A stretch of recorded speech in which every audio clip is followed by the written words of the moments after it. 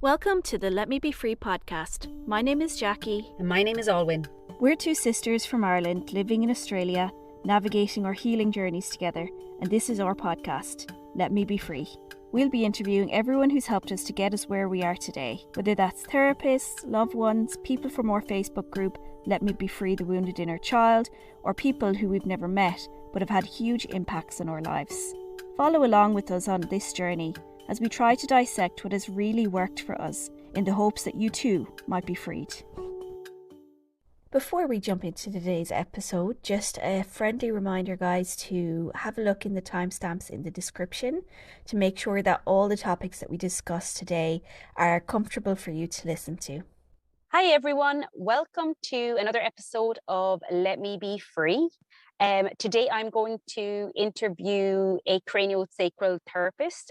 This was my own craniosacral therapist that I used or worked with in my own healing journey, and I really wanted to give everyone an opportunity to get more information and a bit of a background history into what craniosacral therapy is, how I experienced craniosacral therapy, how Annie felt that I showed up in that first session with her, and how I left her, months later.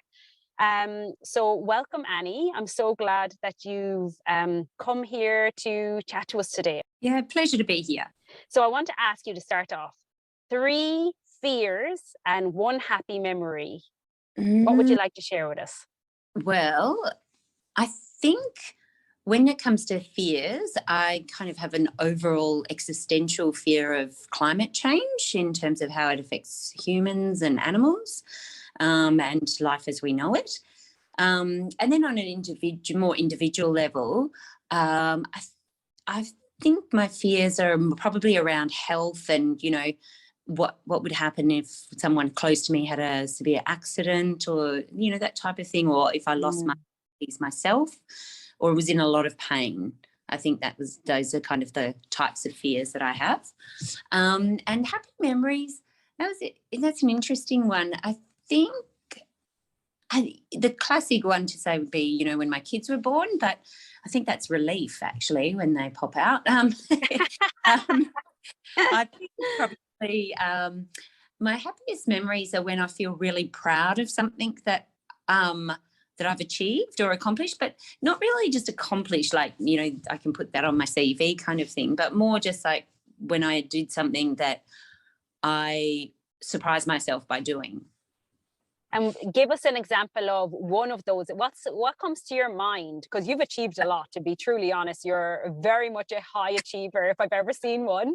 So probably it's a bit of a strange one, but when I was 17, I lived in France for a year on exchange. And one day I'd been there for quite a while, but the family I was living with dropped to me on the outskirts of Paris, and I had to go and do, I could do whatever I wanted for the day and then make my way to someone else's house outside of Paris. And I remember just negotiating the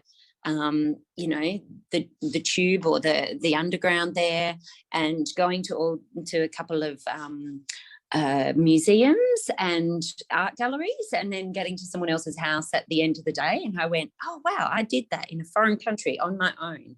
And I was just really proud of myself. And I still think about that. I love that. That's a great example. And I think you're right. When I did this with Jackie, a happy memory, like you, it was not these typical happy memories. It was a very simplistic happy memory for me, it was literally just a hike, a random hike, but it was the peace I felt and that sense of safety and freedom. That was happiness. It's amazing. So, so to start off, I'd love to talk about initially, I guess, how I came across Cranio. It was a very much an intuitively led journey. And by that, I mean, I always look at following the breadcrumbs. Like I'll say, okay, I'm in this space and I have a vision of who I want to be. I have a vision of where I want to get to and what's going to get me there. And I kind of say to some other higher power or someone up there, or even a higher power within myself, what do I need to do next? And I kind of just wait. And that's when it was really random. I was talking to someone and they were like, oh, I'm doing craniosacral therapy. It's really good. And I was like, what's craniosacral therapy? They're like, oh, it's an energy type of healing. I was like, okay, great. A few days later, I had seen someone on a post that were like, oh, you know, for my healing, I use craniosacral therapy. Now, before this, I had not heard about craniosacral therapy at all. And so in the space of probably a week and a half, I had 4 references to craniosacral therapy out of the blue. And for me, I knew then, I was like, okay, you want me to go see a craniosacral therapist? Amazing. And I'm also very much, you know, it has to be the right person for me. And for me, I looked at craniosacral therapy and therapists, and I just didn't feel like, I don't know, it just didn't feel right. And so months later, when I was like, you know what, I'm going to give this person a go, they had been recommended by another person, and that was Saba. Saba. Yeah, Saba. And I contacted her and she had recommended you. And I'm so glad, Annie, because I don't think anyone could have gotten me to where you got me to. I didn't resonate even just with the craniosacral therapy. You were just a soothing tonic for my whole entire soul. And you were just so beautiful, and your energy, the whole experience with you, it was a whole body experience. It wasn't just your experience as a craniosacral therapist, but just everything else that you offered. But yeah, I remember that first time when I went to craniosacral therapy, and I didn't really know what to expect. But yeah, it was quite a strange experience. I just kind of felt like as I lay on the table and you were doing the energy healing, I guess it was the first time I actually had spatial awareness of my body, how disassociated I was, because actually I felt like I was floating. It was as if I was floating above my body. I wasn't actually in my body. And even though I know now that that was the truth for quite a long time, that was the first time that I actually felt it.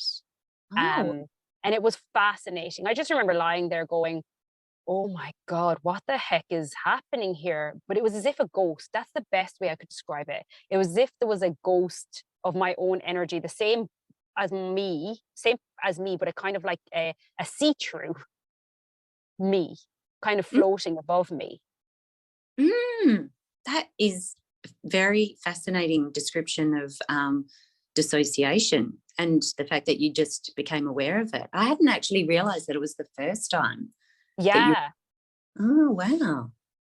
I think in trauma clients, that's a really common experience, and it's incredibly scary sometimes to try and embody or to bring yourself into bring that sort of outside part of yourself internally.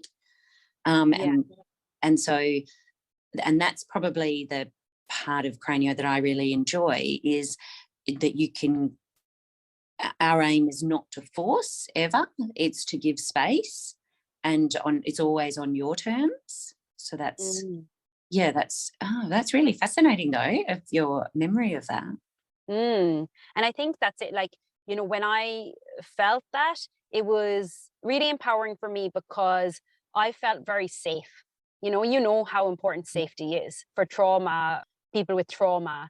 I felt safe enough in that moment that I was okay with that disassociation. I was okay with being aware of it because I felt like you had created such a safe container for me to experience that. And yeah, for me to feel that. And so I'd love to go into a little bit of your understanding. What is craniosacral therapy? Yeah, what is it all Yeah. about? We'll shift in and out, I think, between my journey and also my kids have gone to see you. But let's give people a bit of an understanding from your viewpoint. Even going to you were very scientific, which I love, because a lot of people are like, oh, it's airy fairy, it's not for me. Yeah, maybe I'll just put in a little bit of kind of my history is, so I'm actually a veterinary surgeon, and I've been doing that for about 24 years. And then basically I started, I was realizing that a lot of medicine that we practice is really Band-Aids on animals as well as humans. Some of those Band-Aids are really good. If it's a bleeding organ, you take it out and you fix that. But some things we're just not so good at actually fixing. And so I started to kind of look into a little bit beyond just the classic medicine things, which is funny because when I was at university, I was so much like down the very science, if it hasn't got an explanation, it doesn't exist kind of thing. And then I studied acupuncture after trying it for an injury, and it made such a huge difference. I went, I'll do acupuncture. So I studied acupuncture. And then while I was studying acupuncture, one of the other vets, because it was a veterinary acupuncture course, said, oh, can I try this weird thing on you? Because I just went to a course and I want to remember how to do it. She was planning to use cranial sacral therapy for horses. And then she kind of held my feet, and it was the weirdest sensation ever. I suddenly started feeling like I was back flipping. And I remember I had to hold on to the chair and just go, what? And then just as I got my faculties back and was able to speak, just as I spoke, she said, oh, it started again. She goes, I stopped your CSF flow, your craniosacral fluid flow, and I've now, and then it's restarted. And I was like, well, that is weird that she knew when it had started. And then I forgot the name of this thing. But I remember thinking that was so weird. We moved to London. I couldn't get in touch with her, even though I tried. And then suddenly I was just on the computer one day and it said, have you tried craniosacral therapy? And I went, oh, that's what it was called. So then I just looked up the UK version of the Pact, which is like our organisation in Australia, and found someone near me and started seeing her. Her name's Katie Sedgwick in London. And she was great. And then I just started getting more and more intrigued. And I'd say, if you wanted to know more about this, what book would you read? And she started giving me all these book recommendations. But essentially, and then I ended up deciding to study it when we moved back to Australia with body intelligence. But I think in a nutshell, how I think of craniosacral therapy now is it is a way. And I think there's other ways, like I think other therapies do this as well, but it's the way that I've come across of creating a safety. So what you mentioned was really important. And when your nervous system feels safe, then it can move from that flight, fright response and flee. So that's called your sympathetic system. It can move into the parasympathetic system, which is rest, digest, the calming part of our nervous system. And when you get into the parasympathetic system, that's when your body is able to heal, because when you're in fight and flight, your body doesn't care about healing, your sore toe. It just cares about you running away from the saber-toothed lion or tiger that's chasing you. Yeah. And so I think at its very core, it is a sense of safety, of creating safety. And then there's various ways that we do that and that we learn to do that. But that's my kind of easy description now. And the therapy itself has been around for over 100 years, but it's had a lot of changes. It started as an offshoot of osteopathy, and there's still people who are cranial osteopaths, and they have studied it. And then so they become an osteopath, then they do a craniosacral course with at the end of that. Whereas then probably I think it was about 30 years ago, there started to be kind of an offshoot where some people said, maybe you don't have to study osteopathy and you can just become a craniosacral therapist. And then even within that, it's quite a fragmented kind of therapy, because there's what we call biomechanical craniosacral therapy, which is more about this bone is out of alignment. I will kind of help it gently push back into place, a bit more of the kind of osteopathic or chiropractic underlyings. Or the style that I practice is called biodynamic, which is I don't ever push or pull anything on anyone's body. I just allow the body to come to where it's easiest to be at that point in time. And so when you're talking about you allow, what are you exactly doing? So you're not putting your hands onto a person. You never, well, you do. Sometimes you will put your hands on me, or always, or do you, what is it? Is it all energy work? What is energy? For the people that think energy is woo-woo, or that, it's not something I can tangibly experience or feel, Can we just explain that a little bit for the listeners? So what happens when you train to be a biodynamic craniosacral therapist is you learn to, the teaching is around learning to become a neutral space, and a calm space, so that your nervous system is able to relax and to kind of create a hold, so that an anchor for someone, and then you come into contact with that person's nervous system. And craniosacral therapy is generally done with hands-on. There are some people who practice at distance craniosacral therapy. I don't do that, but some craniosacral therapists I know do that. And what we're then doing is kind of connecting the two nervous systems, but also not enmeshing them. It's important to not enmesh so that you're dragging someone with you. It's to just provide that kind of touch point for them so that they always know that there's safety. And a really good way, I think, to see this is, with little children, like little toddlers, they will, when they're in a new environment, they will look to their carer to check it's okay. And that's part of, I think, how craniosacral therapy works, but on a less visual kind of way, in a less visual way. It's happening on a kind of energetic level. Yeah, I started with you, and I had done different types of energy healings. I'd really sampled a lot of things, but I really stuck with craniosacral therapy for it's been the longest therapy I've done, because I really did feel a difference. And I think everyone's very unique. Everyone's very different with what works for them. But in that initial session, I felt that my energy system, or my spirit, I was disassociated, which I was kind of separate outside of my body. And for anyone that doesn't understand what that means is, when I was a child and I was experiencing very traumatic events, it was very difficult for me to be within my body experiencing all the levels of trauma. My energetic system was not capable of processing all of the pain and the trauma and the suffering that I was experiencing.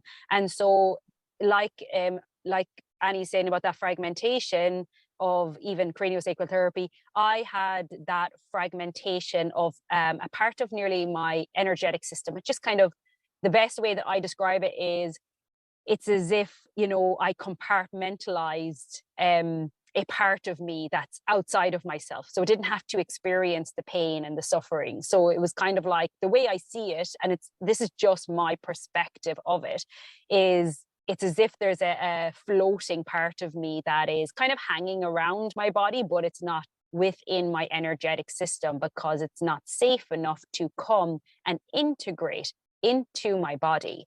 And I feel that the work that I did with you, Annie, was very much, I feel like it was the right timing, because I know we've talked about this a lot before, where you've had people that have come to you and you've kind of, I'd love if you could touch on that, where you've had people come to you and you were kind of saying, I don't know if this is really the right time for you to continue with this therapy, because you have to be ready for it. And I was ready for that integration. I was ready for you to hold that container, that safe space for me, so that I could bring these, fragmented, painful, wounded aspects of self into my body. And I really feel like you just facilitated that so beautifully in so many ways.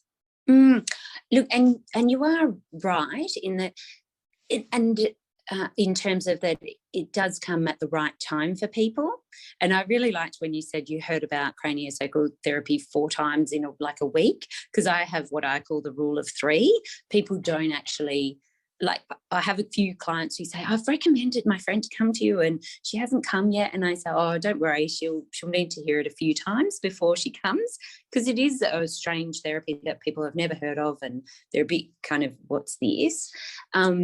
Or it's not strange. When I say strange, it's not well known in Australia. Like in the UK, it's much more prevalent to, like, and almost every woman I meet from the UK will say, oh yeah, my child had craniosacral therapy when they weren't feeding well, or I had it after my birth when I had some issues, because their National Health Trust nurse will actually recommend it, whereas here it would be completely bizarre for someone in the regular medical world to recommend it.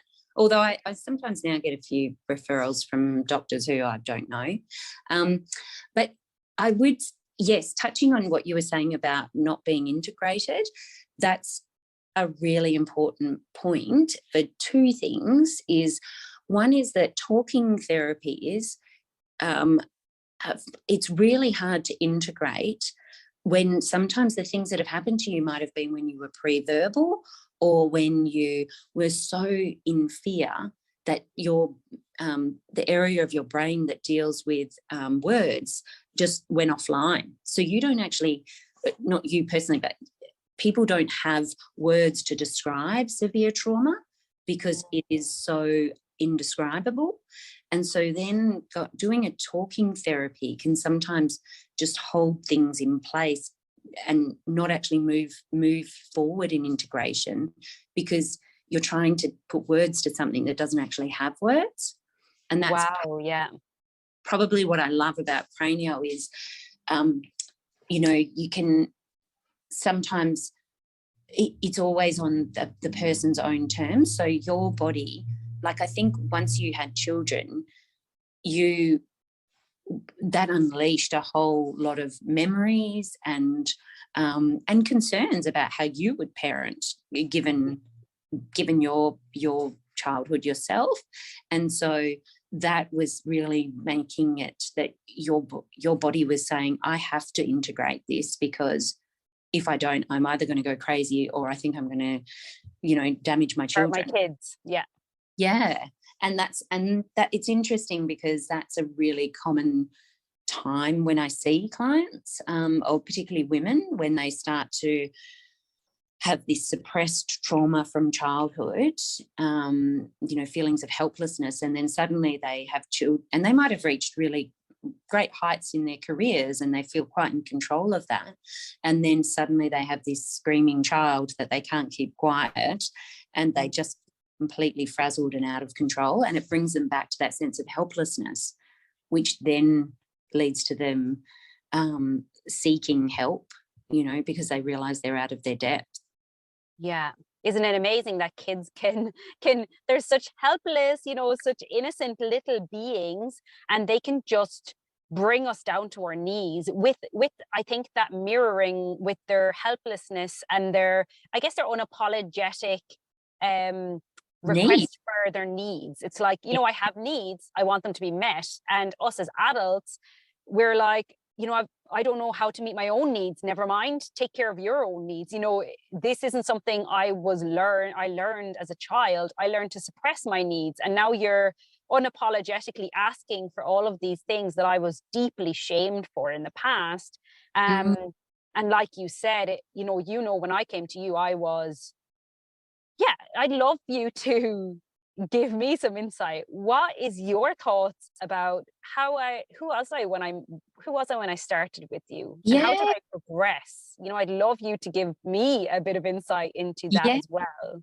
It was really fascinating for me, because I think you, or at least when I had met you, you became, you were always a very open person about what was happening, but there was just so much confusion, because from my perspective, it was, and this happens with severe trauma in childhood, you had spots of memory, but they were not in any order, and they were not in a cohesive narrative of your life.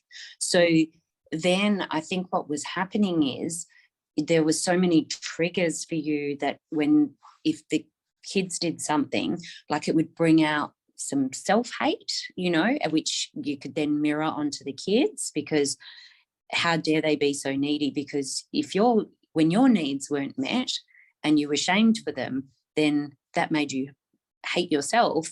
And then when someone else is mirroring or is telling you I have needs, that brings out almost a sense of disgust, I think, at times. Yeah. And then what I found fascinating was, and I'm always impressed with people, like how much courage and bravery they bring to Cranio, because it can be like, Cranio is a very soft therapy, but the things that it can bring up can be so confronting at times. That's part of the reason why I think people need to be ready and in a life space where they can.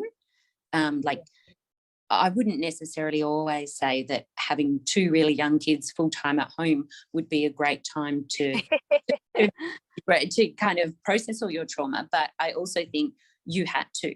Like, it was a complete imperative, because otherwise I think you would have felt it was dangerous.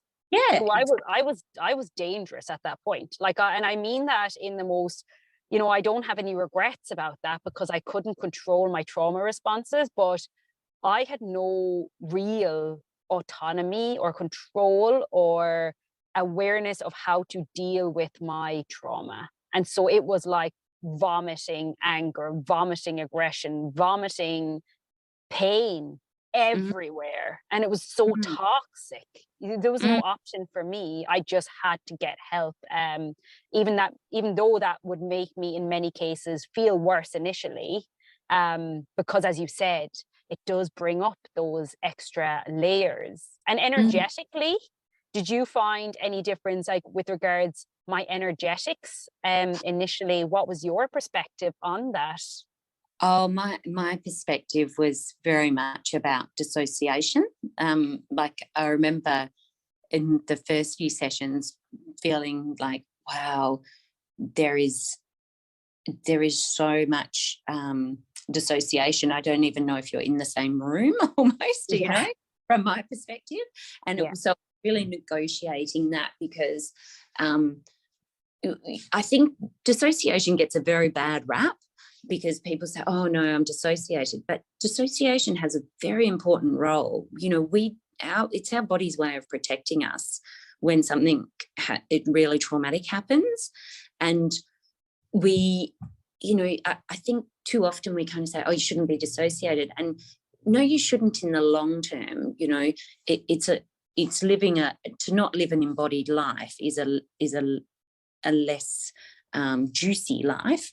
But I think we need to be really clear that dissociation is helpful at the time in a lot of situations, and then it's about negotiating that will come back over time when you learn to piece together what's happened.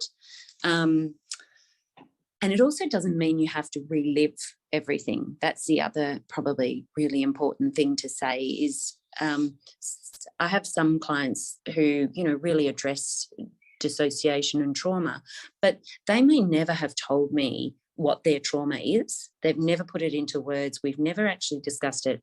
They might say something like, that was a really big session and a really big trauma came up for me. And I'll say, oh, okay. But I won't press them to find out exactly any details of that, because verbalizing them isn't necessarily helpful to their healing. Yeah. So, and I'd say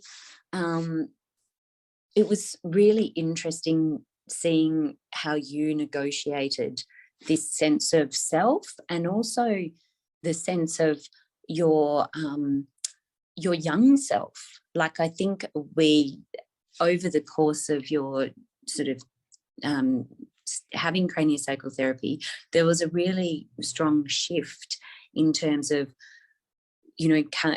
the parts of yourself that you probably had felt the most shame about, and that particularly maybe ages that was at. You come into contact with yourself in those ages. I found that a really interesting. That doesn't always happen with, or I don't see that often. But you had this sense of, it was quite clear that there were some really pivotal ages where there was quite a lot of trauma in your life, because those came up and then were integrated over time. Yeah, I feel like I'm a very visual person. Like I feel like, you know, not everyone has that experience where I was on the table and I had many instances where you were doing energetic healing. And the thing I absolutely loved about working with you, Annie, was, so many people say, "Oh, how do you know if it's working? How do you know if this is not real? A load of Mm. bullshit." And there was some incredible points where I could feel something happening within my body. And I'm a very visual person, so a visual would come up for me. So, example, it might be a wounded child, and this little girl was like a part of me, just hiding in the corner, just like banging her head off a wall nearly. And you would say, I'm feeling like I can see this, like, it's kind of like a little girl is in the corner. That was just kind of you reflecting what you were feeling and energetically picking up on. And I was like, that's the exact same thing that I'm seeing. And so there was many times where I saw something or I felt something, or, I was like, I'm feeling a lot of pain in my heart. Like it's as if my heart is going to break apart. And you would say, how's your heart feeling? I feel like there's lots of stuff coming from your heart right now.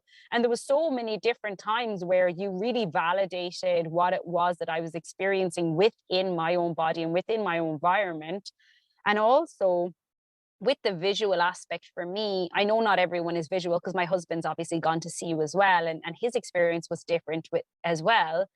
But I know for me, I really loved, I feel like my parts, the other parts within me, the wounded parts, I really felt like they really felt safe in that room with you. And I felt like it was nearly a cord. You created a cord through which we could communicate, like in that better, more deeper way without shame, in creating that container for us. And I really felt like I was able to integrate a lot more of these painful, wounding experiences because of that level of safety that I felt with you.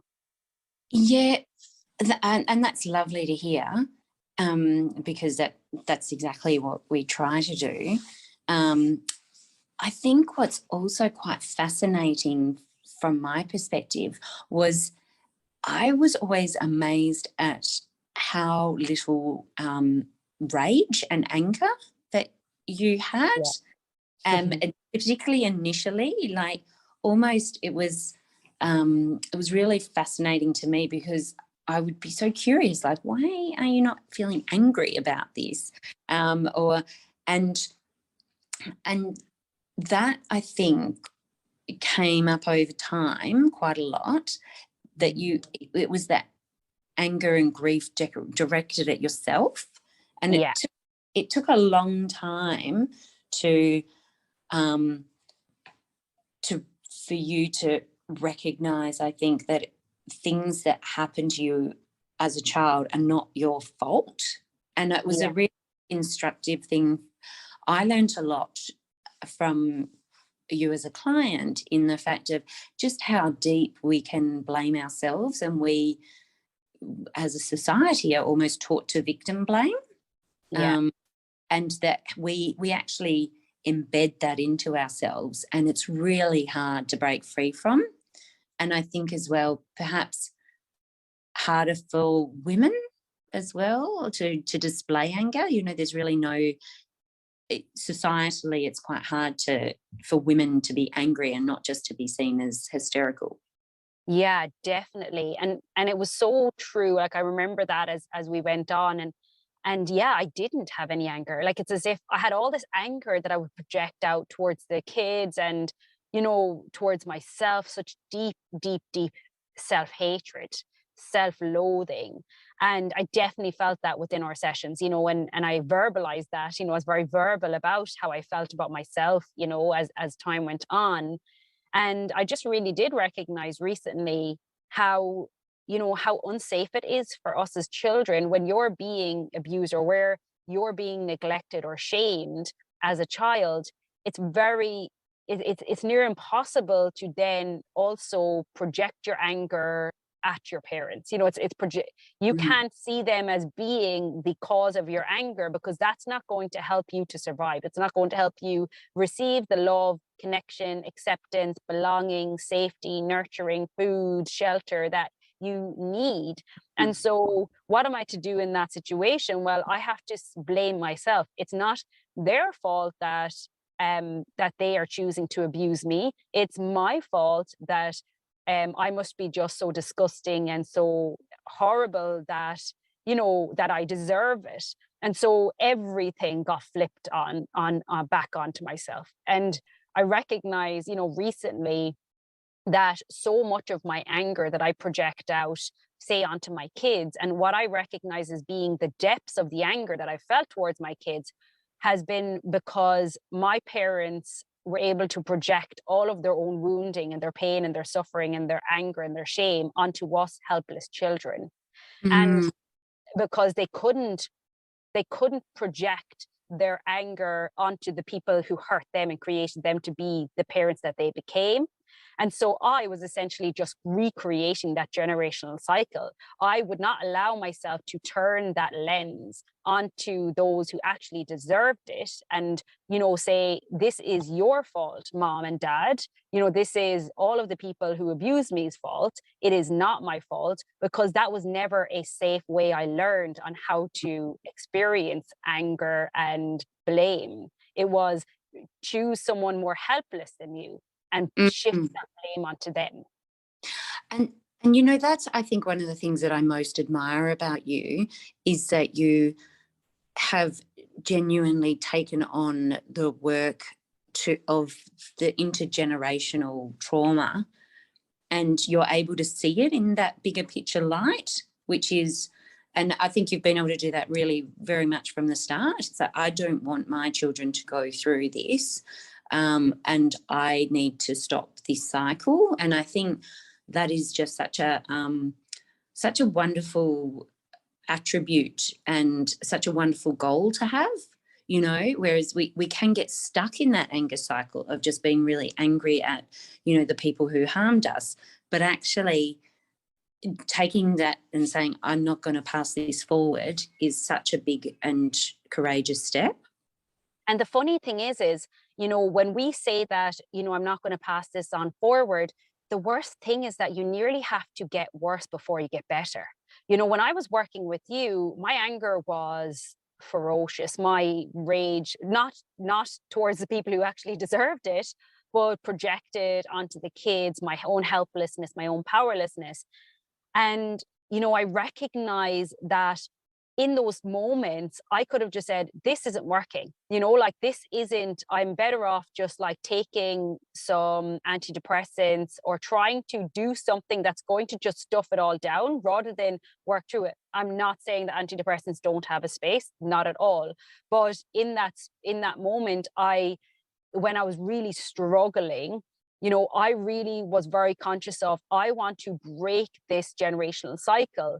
And the only way I'm going to break it is if I keep on working through it in a conscious way, and taking responsibility for my actions every single day and just vowing to be better every single day and working on myself every single day. But the problem was there was lots of imperfection within that. There was lots of times, too many to count, that I really felt like I was failing, and that I really felt like I was projecting those generational cycles. But I really recognized that I can't break through these generational cycles until I feel them all, heal them, and forgive myself, because that's really where the issue came with my whole, you know, with my parents and with our generations. They just shamed themselves, which then ended up them shaming their kids, and it just went that cycle. And so I had to break the cycle by, you know, by not shaming myself. It wasn't about being perfect, because I wasn't. I was really, really, in so many ways, not parenting the way that I would like to parent, and, you know, not showing up the way that I wanted to show up.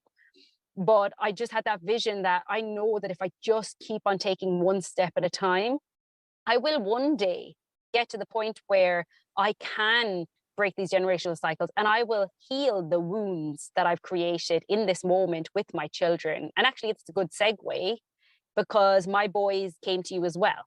Yes. Yeah. And it was, And they're both lovely boys. And it was really interesting, actually, I found, because there's definitely always that connection, and that I would notice there were some patterns between you and particularly your eldest, when you were feeling unsettled, that there was a lot of mirroring going on between you both. So that was really interesting to work with. And I also, but I think the other thing that I found and I always find really fascinating with children, working with children, is just the capacity for forgiveness and for looking at the best of us is so good. Like even when we've had a misstep as a parent, I think sometimes we can beat ourselves up over it. But then if you talk to your kids, sometimes they won't even remember the incident. But I think that's probably another thing that you were very good at, or at least I don't know if you were before I saw you, but became very good at, is kind of really always holding yourself to account and making sure that you explained things to the kids, no matter how young they were. And I think that that's a really positive thing, because I think quite often as parents, particularly if we've grown up in a household where the parents are the parents and, you know, they make all the decisions, we can tend to forget to present ourselves as people to children. Yeah. We think that we have to be these all-knowing, all-seeing kind of godlike presences in their life, but actually we're people with needs.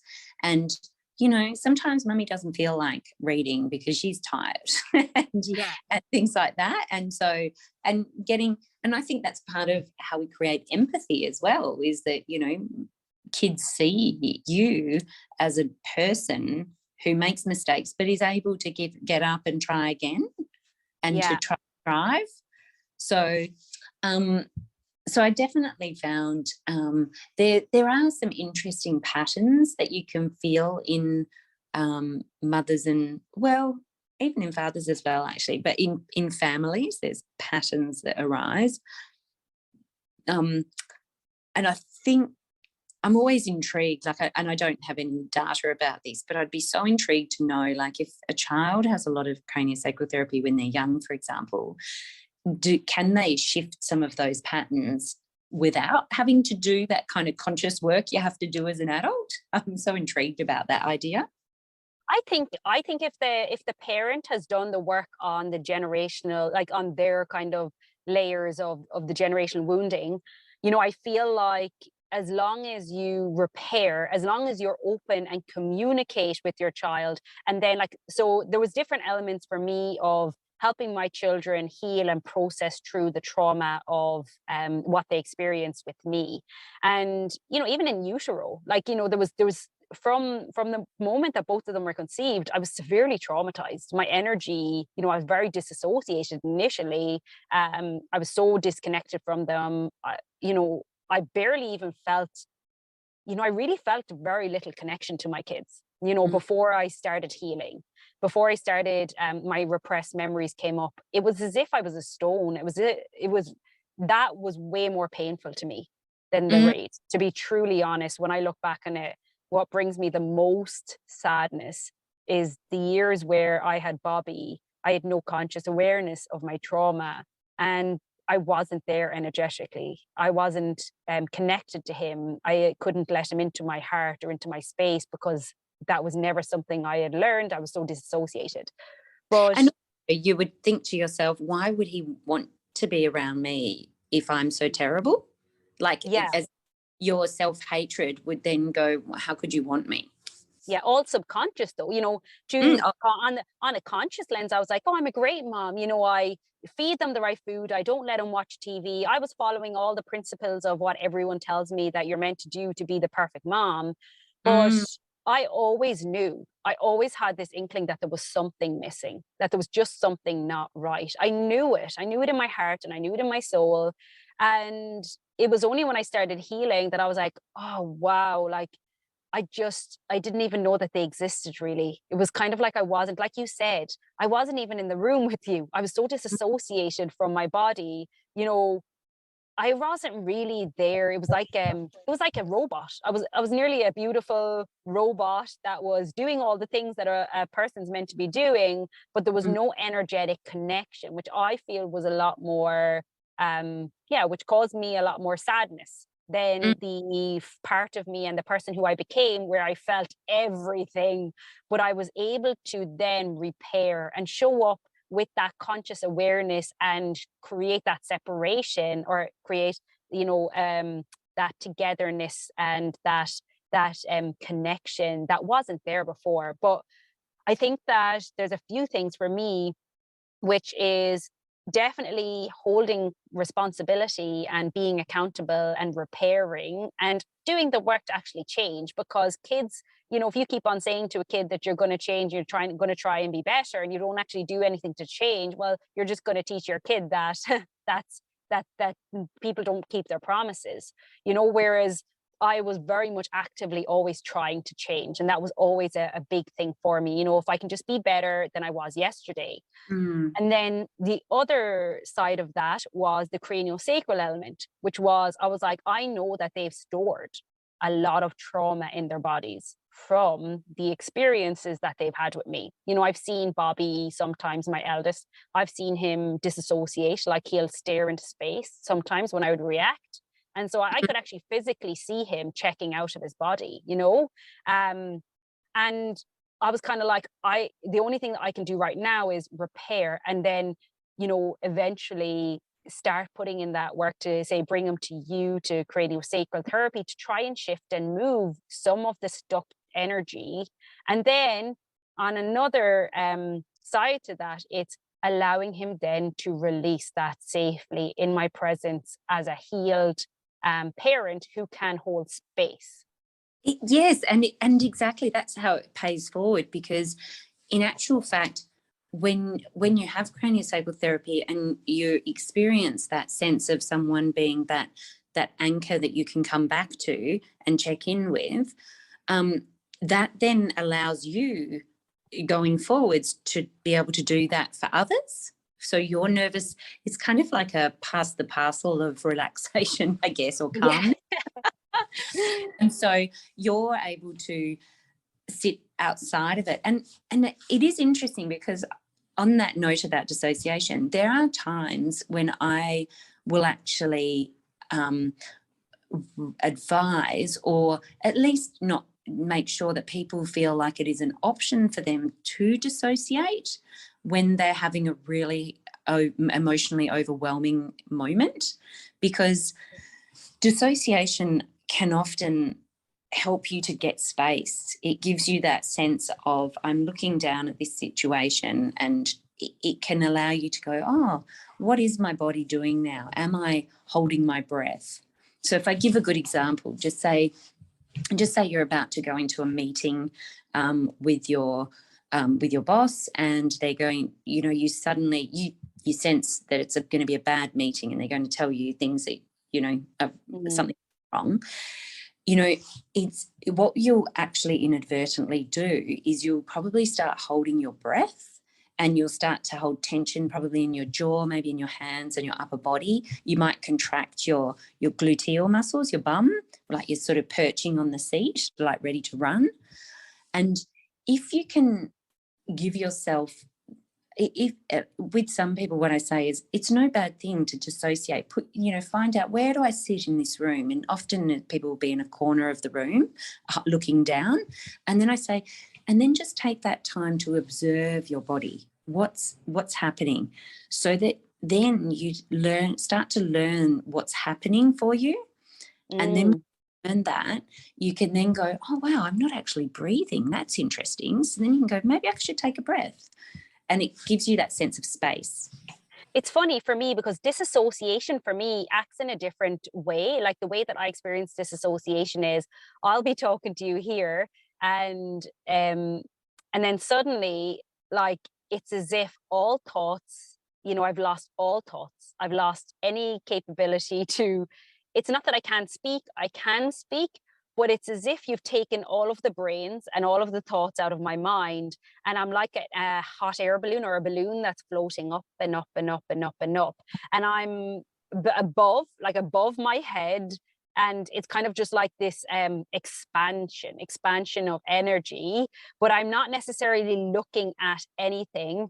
It's just kind of complete fuzz, kind of complete inability to feel, focus, understand, or have clarity or awareness. And in many cases, I love disassociation. Say if I'm in a therapy session with my psychologist and I start to disassociate, I love disassociation because it always indicates something that is very uncomfortable for me, and a topic that is very very hard for me to deal with emotionally. And within that, it's very funny, because I'll be talking to my psychologist about something, and I'll be, thinking that it's not that much of a big deal.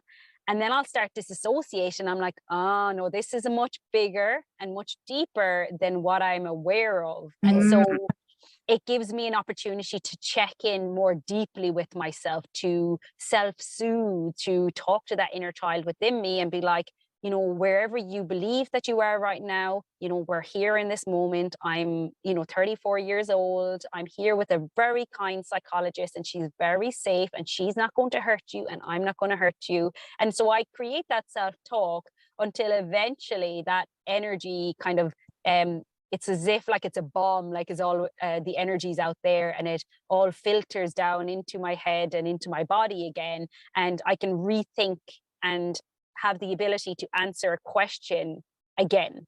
But before that, when I'm disassociated, I have no awareness of what's going on in my mind and no ability to view. But the lovely part is, from that, what you're describing perfectly what, I don't know if all the craniosacral therapists aim to teach this, but you're noticing. It's always about the noticing. You notice that, because when someone's in dissociation all the time, they don't even know they're there, because they have so little awareness of their body.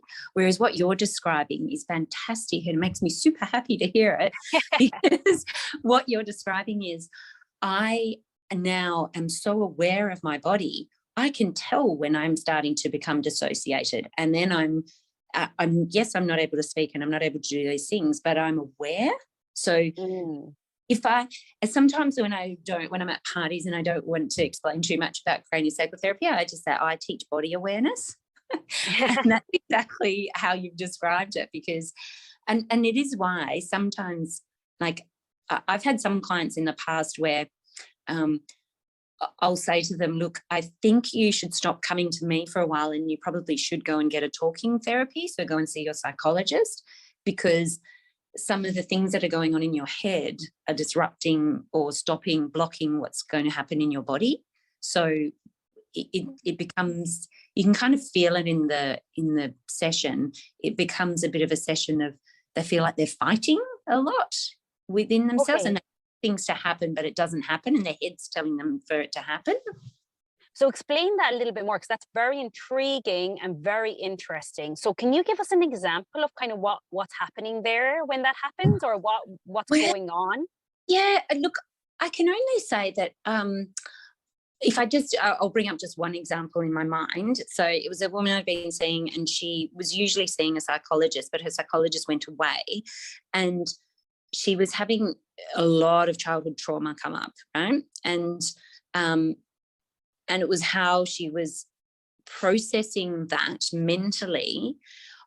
I'm not a psychologist, so she was starting to talk about it a lot during sessions, and I was noticing that the sessions weren't moving forward. I felt like we had 2 sessions in a row where the same issues came up and they didn't start to resolve.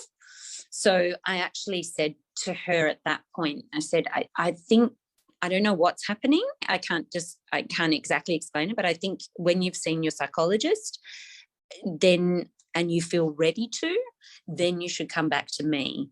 But I think that's so interesting. Yeah, and so what happened was she went and she had a couple of sessions with her psychologist, and she processed some of her childhood trauma. Hers was a lot about family patterns as well. So she was from a very there'd been a lot of domestic violence in their family, and now she felt that she wasn't actually hitting her children, but she was being very verbally abusive and psychologically abusive at times. And so it was really confronting that shame and that anger towards herself, and she needed to verbalize it, but I didn't feel I had the tools to be able to, to really kind of give her a home for that. So then she went and had her sessions with her psychologist, and then she came back maybe a couple of months later, and then things moved really quickly. And so it was really fascinating to me. So I guess whilst I think that sometimes there's talking therapies are not going to help certain situations, I think there's a blend always, or not always. There's some people that just do better with probably just body-led therapies, which is what craniosacral therapy is. But there's usually, I think there's a space for both. It's really interesting because there's many ways that I actually see that experience. From my own experience, one of the things that I see is, if I was in session like that and I see the mind and the formulation of the say the traumas and the childhood trauma and the speaking of it, in many ways it's nearly a way of keeping myself in my mind and distracting me from what's going on in my body. And so I would do that if I felt, well, not me consciously, but my subconscious would generally, it does it sometimes, where if I'm not in a safe place to unravel the next layer of trauma, it won't allow it to happen. So when she didn't have her therapist there in order to soothe the mind, because remember now, the mind, when the energy comes up of a trauma, the mind then reacts in a similar fashion to the depths of the energy. So sometimes when I do a very deep energetic work, what comes up then in alignment with that are suicidal thoughts, because it's the depths of the energy of the trauma that's come up, then has to nearly have a corresponding narrative and thought pattern to go with that. And if you are used to having a therapist to help you to move through these thought patterns, then you're not safe to unload and unravel the next layer of deep trauma. And so it's safer for you to be in your mind when you're not going to get deeper into those bodily traumas, Yes, exactly. Actually, a really good description of what happened for her, because she was having that particular client, and it's probably you saying it has explained it a bit to me. She was getting quite a lot of thoughts about self-harm. That was why I said we need to get your psychologist back on. You need to go and see them, because we need to unravel what's going on. Something's trying to come up in your body, but it's being held back by your mind, and that's exactly how it happened. Yeah, exactly. And then, if you overload the body, if there was one more, say, trauma that would come up, that would be the tipping scale of the mind to be like, there's too much trauma here for me to process without assistance. And so that's when I find the deepest trauma, especially shame. Generally, when I've worked through some very deep shame energy within my body, the corresponding narrative, it's nearly like, it's like my body and the energy in my body is the silent film. And then someone else is putting words to the silent film, and it's like the silent film that's running is an absolute horror story. And so you have to put the correct narrative and the correct words to that horror story. But really, it's about allowing ourselves the space to feel that depths of pain and allow it through the body, but the mind is what stops it, because it doesn't feel safe or capable, or that it's going to safely navigate that trauma through to the end and survive. And added to that, some people are more needing explanations. Others. So some people have more of a cognitive kind of need to place things into their mind, if that makes sense. Some people can be quite like body led, and they don't, you know, sometimes they'll say, I think a big trauma came up, but I don't know what it is. And it's really interesting, the flavour with which they say it can be like, I don't think I need to know, it's gone now. Whereas others be much more or like, I'm going to have to find out what this trauma was. And I can see their curiosity. And it's not, one isn't necessarily bad or good, you know, it's just different ways of processing things, different levels of wanting to have answers. And I think maybe it's more the visual people actually that really want to know the exact thing, because just saying a nebulous, I've had a trauma come up, the visual people might want that kind of running film to be able to go, this is the trauma that came up. Whereas maybe people that are not very visual, they don't need that kind of visual element to it, so they don't need to understand it very much. Do you know what's quite interesting as you're talking, Annie? Because what I'm recognizing is I believe that people who have repressed their trauma, that don't have any conscious awareness of their trauma, they feel like something's been robbed from them. I know in my experience, my husband's experience, my sister's experience, all of us have really had this need to understand, this need to seek validation, this need to really have all the answers, because we don't have any of the answers. It's as if someone's taken our whole childhood and robbed it from us, and we have all of these feelings within our body and we don't have any cognitive awareness of what the heck happened. But it's my childhood, it's my right to know what happened to me.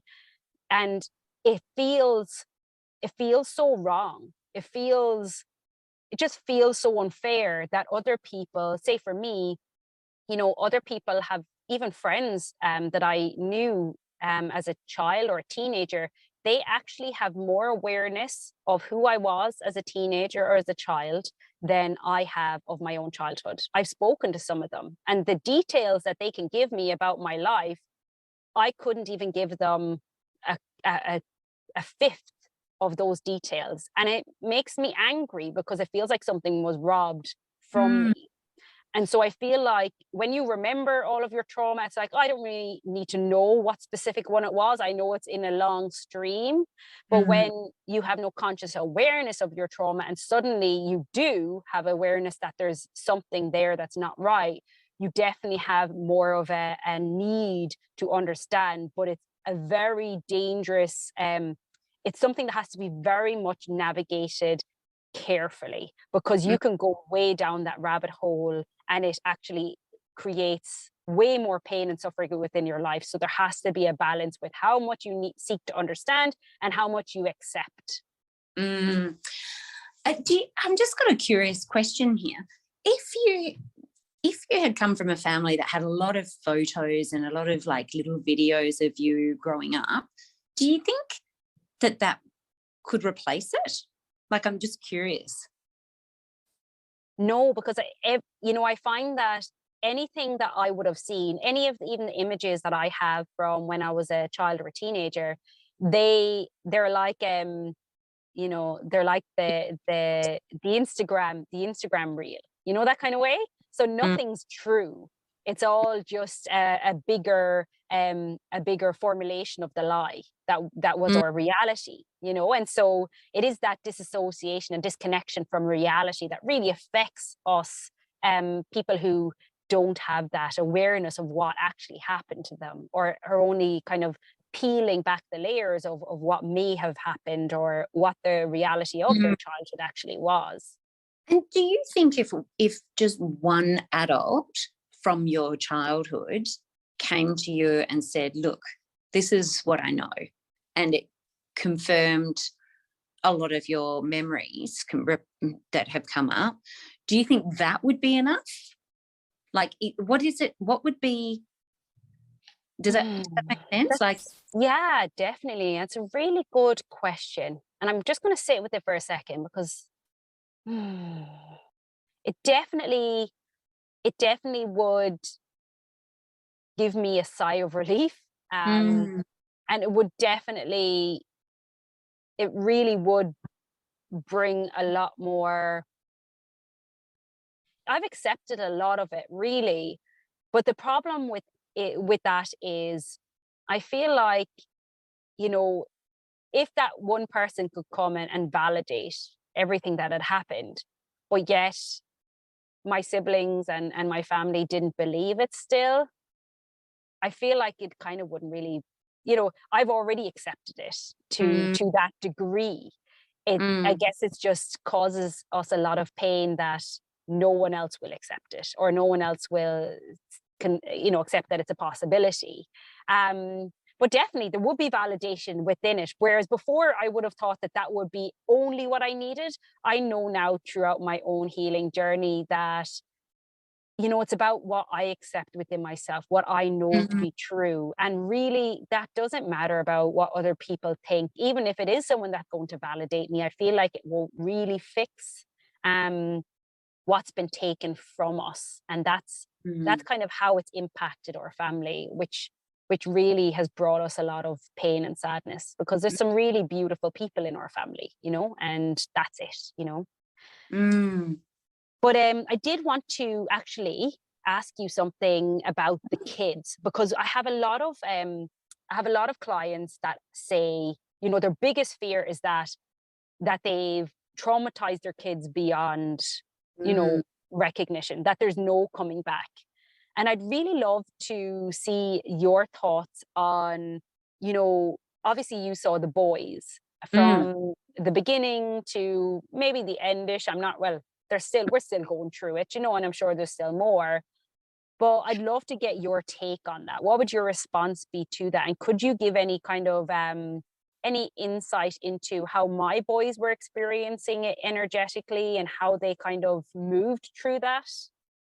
Well, if you noticed anything. Yeah.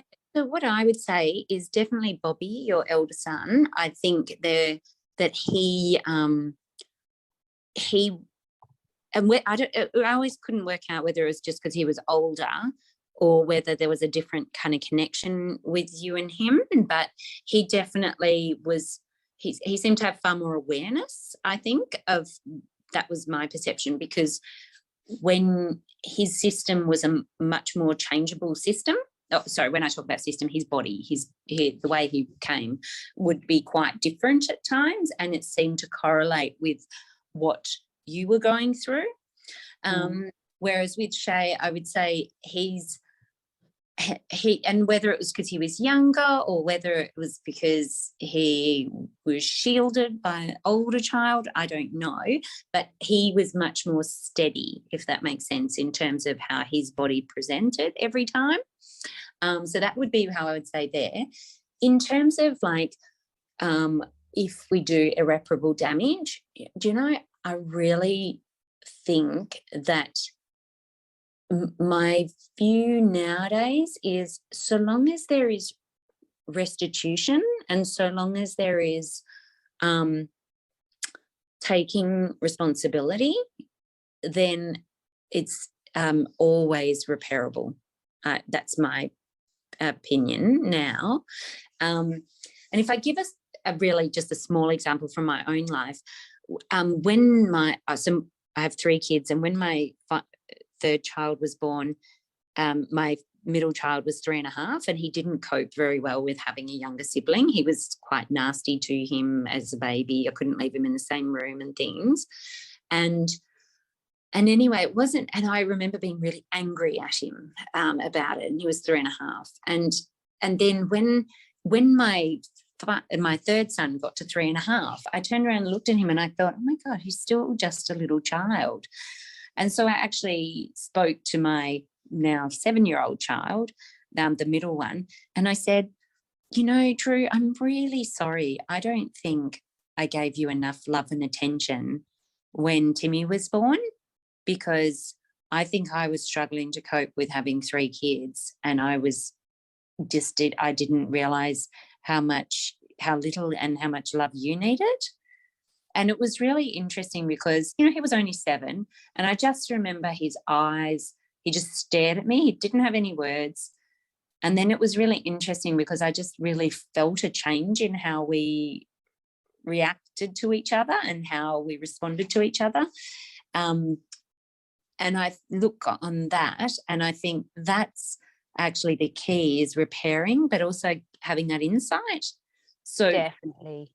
So my point would probably be to say most people who are concerned about causing damage to their kids and are able to verbalise it or to at least confront it without shaming the other, the more helpless one, are actually probably not going to be doing long-term damage, because they're in the room, they're in, as Brené Brown would say, they're in the arena, they're up. Whereas I think the children I would have more concern about is the parent who says, my child is just terrible, you know, because they're actually not looking within at all, and they're not wanting to look within, and they're not open to looking within. And so those are the ones where I think, this is going to be more of a problem long term. Yeah, definitely. And I completely agree. Like, you know, from my experience, and I mean, even from my own experience, I'm a 34-year-old woman. And, you know, I believe that I'm a testament to the depths of love for a parent, because I honestly believe that if my parents were capable of really seeking the help that they needed, really dedicated themselves to healing their own trauma, took responsibility, asked for forgiveness, showed that they were working on it, I wouldn't allow them back into my life initially. But I definitely have this desire, I would have this openness to possibly show them some love and some compassion, because all I ever wanted was my mom and dad to love me. That's all I ever wanted. And that doesn't change, even though I'm 34 years old. Like, obviously now I would never let anyone treat me that way. And if someone doesn't take responsibility and doesn't do the work on themselves, then they have absolutely no space at my table. But I also know that we are a product of our own environment. And I just see that if I could possibly find space for healing after all of these years, and after all of the pain, and after all of the suffering and the trauma, then, you know, I know that my kids can forgive me for being imperfect, but trying. Yes. Like, and I think that that's ultimately it. I think that as long as we show them that we're willing to try, like, if I had a parent who had showed me that they cared enough about me, that they wanted to change the way that they were treating me, I really feel like it would be a very different life I've lived. I feel like I would have a very different vision of myself. So I know we have to go soon, but I do want to ask you just a few more questions and then we'll finish up, okay? Because I want to make sure that I get the rest of the questions in from one of the lovely ladies who had put some in. And so she asks, you know, if you're going to look for a cranio, you know, how do you find a cranio? And, you know, how do you find one that fits with you? Or is that even important? Yes, it is. And so what I would suggest is there's the Body Intelligence. That's the school that I went through. They have a list of practitioners in different areas. So then you can just look up who's close to you. And then I would usually say, be prepared. It's probably a bit like most therapists. Be prepared to try someone with a view that you're just going to see how it goes. And then if they don't work for you, then I'm always very when people ring me to chat, I'll sometimes work out where they live, and then I'll say, look, maybe this particular therapist might be best for you. So sort of see if they're kind of open to the idea of not of being quite spacious about, you know, allowing you to try different people. So that's what I think is a really good thing to do, because that's a good sign. And then recognise as well, craniosacral therapy is a bit of an unusual therapy. The first session, I find people often don't really know what to expect, so that kind of holds them back a bit, particularly if they're a lot in their heads. So be prepared to think, well, I'm just going to give this a go, and maybe a couple of times to see how I go with it. But if you definitely aren't enjoying it or aren't enjoying the therapist, then, you know, by all means try someone else. So there's also the organisation called PACT, P-A-C-T. That's the Pacific and Australasian Craniosacral Therapy Group. They will have a list of members as well. Perfect. And why and who should work with a craniosacral therapist? You know, who would you, who and why? Yeah, it's really fascinating. So many craniosacral therapists see people for purely physical ailments. You know, I have a sore neck, I get recurrent headaches, I have a sore shoulder, so things like that.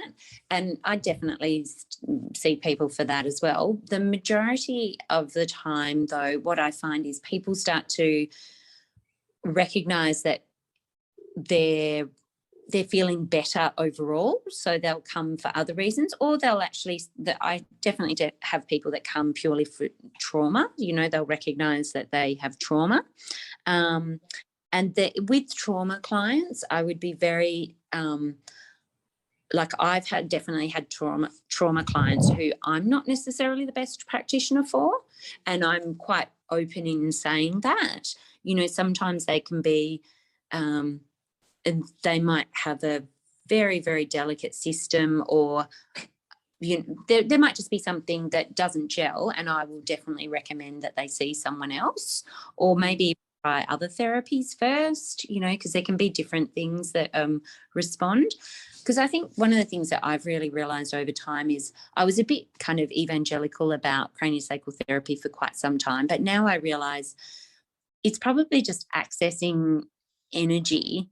And I think many clients could get that through other therapies as well.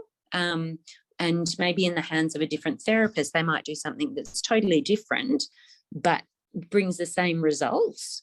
So that's what I love about you, Annie. Like, I just love that last statement. It's just perfect, because I'm just so in the same mindset. Like, you know, even if I work with people, I'm like, you know, I might not be the right person for you. What I might do might actually not be the greatest thing for you. You might be good with someone else. You know, it's Yes. very much, you know, craniosacral therapy is amazing, but, you know, it's still an energy therapy. There might be another one, you know, we get so attached to, well, I go to this person and this is exactly the one that you need to go to, or this therapy is the only therapy.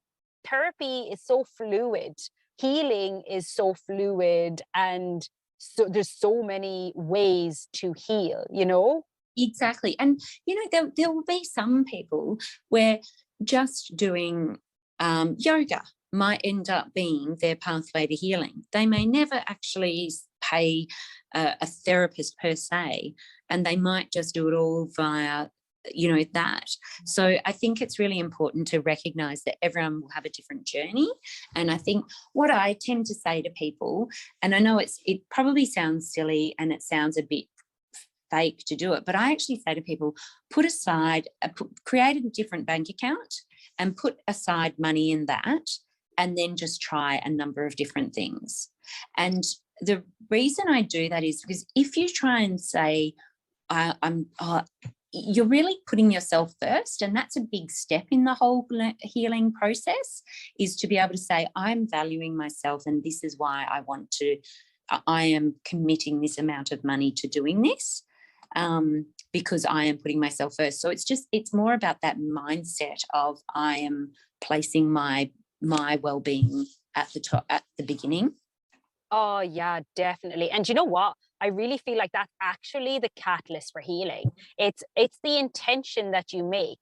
You know, so many of us say, oh, I want a different life. I want to feel better. I want to feel different. But yet you're not willing to put yourself first. You're not willing to use the money that you spend on getting the kids really nice clothes, on taking care of your own health and your own well-being. I spent a fortune on healing during that period where I was at my lowest. I honestly didn't buy the boys clothes or shoes for about a year and a half. I didn't buy them anything really. Like I was just so unapologetic, because I was like, you know, I didn't buy myself anything.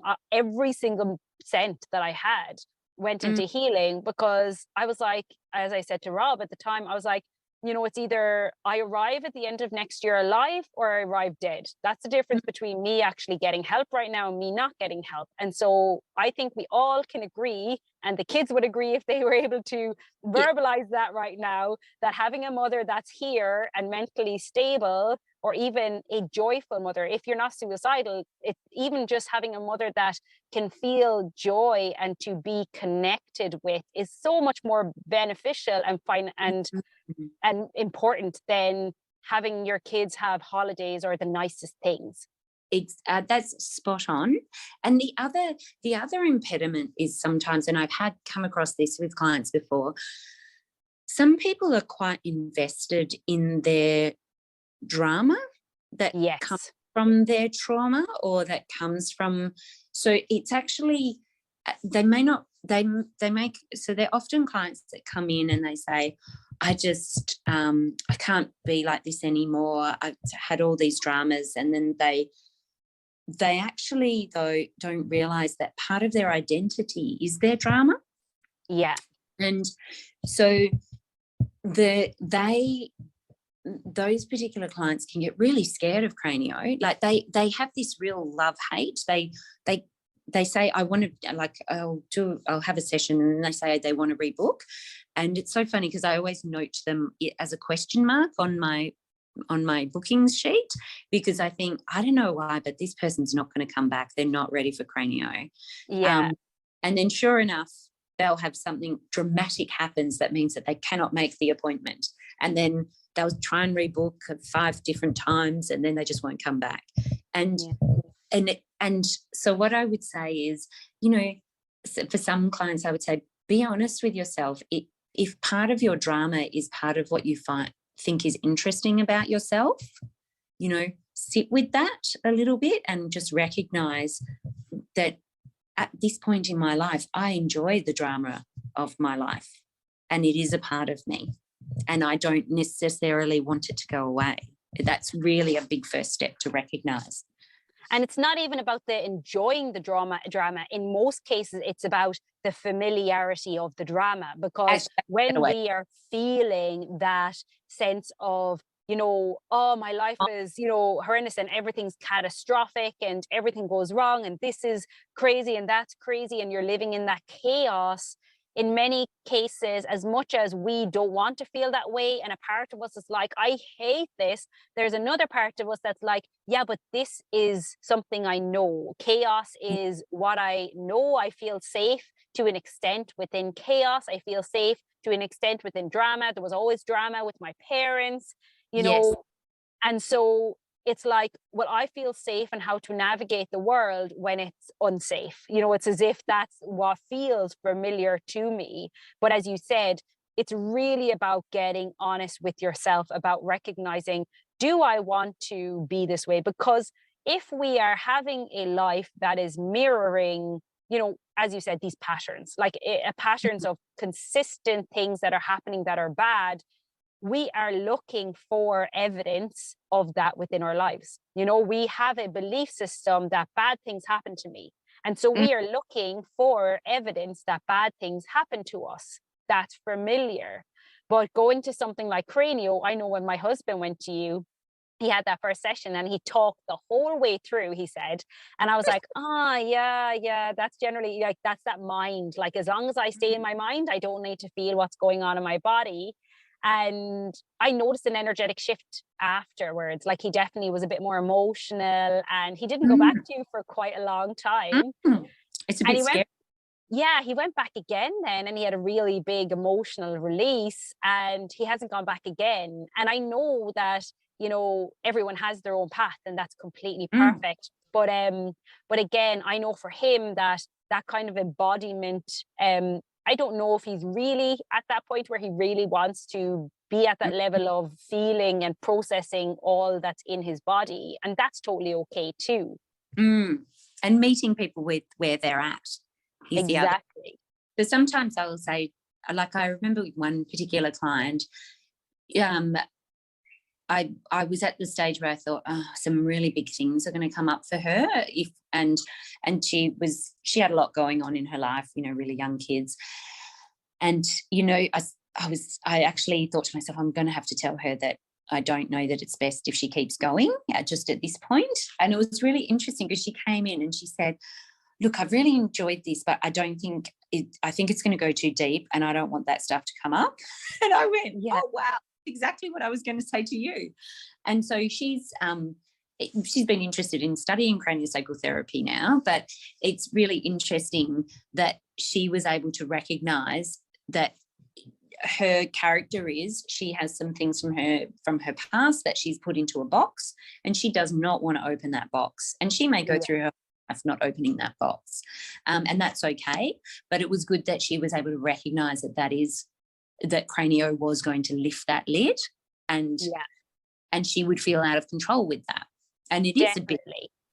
a bit. And I think the thing that everyone needs to know listening to this podcast is, if you are meant to do Cranio, it will find you. Like, you'll hear it on this podcast. And you know what? If you're really meant to do Cranio, then you'll see it come up somewhere in your sphere. Someone else will talk about it. Someone else will recommend it.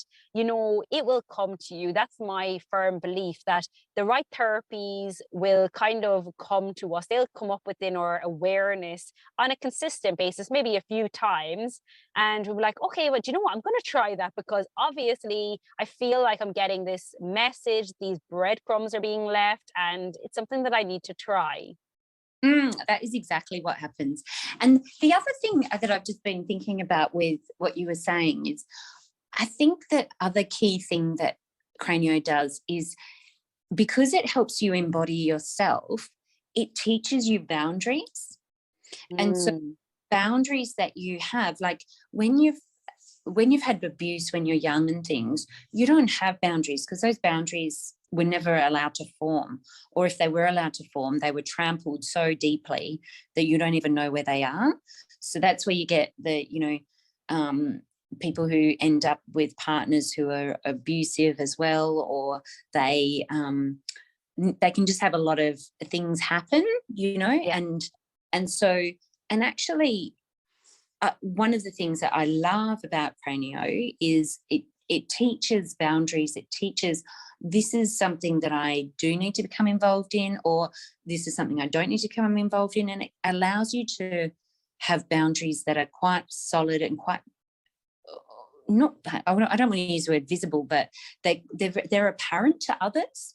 And so you just have situations where people understand your boundaries, and you don't have to kind of, sometimes what can happen with people who don't have boundaries is they then just get really firm with their boundaries suddenly, and they'll cut people off, or they'll have very dramatic times, but it stops that. And I can't really 100% explain why, but it really does. Yeah, and that actually is a really good point. Because, you know, I definitely found that when you were saying that, I had this visual that I remember having when I was working with you, and it was a visual of my own boundaries. And it was like, you know, if we look at boundaries as, say, an energetic force field around us, you know, that says, this is my energetic space and that's your energetic space, and I don't want you to step inside my energetic space unless I give you permission. And I felt like, for me, if I had a bubble around me, my boundaries, it looked like it was like literally shot through with bullet holes everywhere, and it was like leaking energy. Like, it was like some of my energy was leaking all around onto the kids, and then they were leaking their energy into me, and my husband was, you know, it was like we were all this cesspool of just boundary violations, because no one knew where their edges were at. And I really found craniosacral therapy to be very, very helpful. in, firming up and giving me a bit more understanding about where my boundary limit is in that energetic sense. Yeah, and it comes up with a lot of clients that I might find out about how they're going years later, and one particular client I remember, he didn't tell he's an adult. He didn't tell his mum, who was living overseas, that he'd had cranial sacral therapy or any FET therapy. And when she came back to Australia and she said, "What's changed? Have you done something different?" And he said, "Why?" And she said, "Because you used to have a lot of friends that didn't treat you well. And now I notice that you don't let them, or they're not in your lives anymore." Yeah. And I found that was so fascinating, because he hadn't recognized that. It was only him telling me that someone else had recognized about him. Wow. Mm. Is there anything that you'd like to finish on, Annie? Because it's been an amazing conversation. I think we could talk for absolute ever. Yeah. Do you know, I think anyone who's probably listening to this podcast is probably, we give gold medals to people who can run fast, but we don't give any gold medals for people who search deep inside themselves.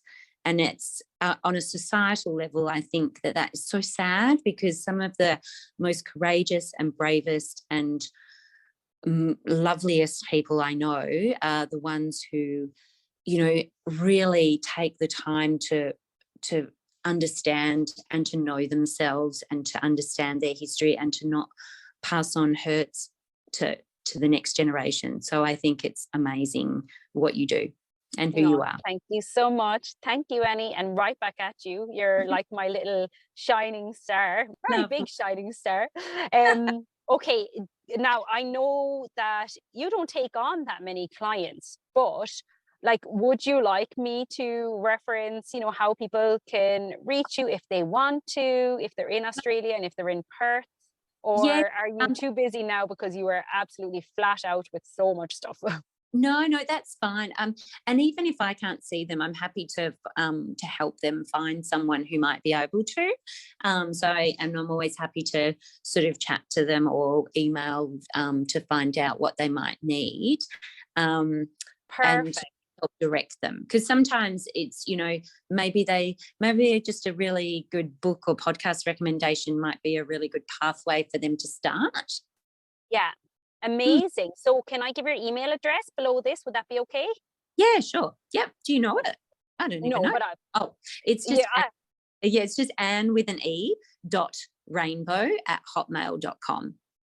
Okay, perfect. So for anyone that wants to get in touch with Anne, you can get her through that email address and I'll reference it below. But thank you so much for chatting to me today, Anne. Thanks, Alwynn. Take care and good luck. Thanks so much for tuning in today, guys. All the links to the information we discussed in this episode will be in the show notes, including timestamps where we change topics, so if you want to come back later and just listen to one section, you can. If you haven't done so already, please join our Facebook group, LetMeBeFree, The Wounded Inner Child, and post either anonymously or not what's going on for you in your world. We'd also be delighted if you would share this podcast or the Facebook group with one person who you think would benefit from the information. Be along, Mahaguf. Have a beautiful day.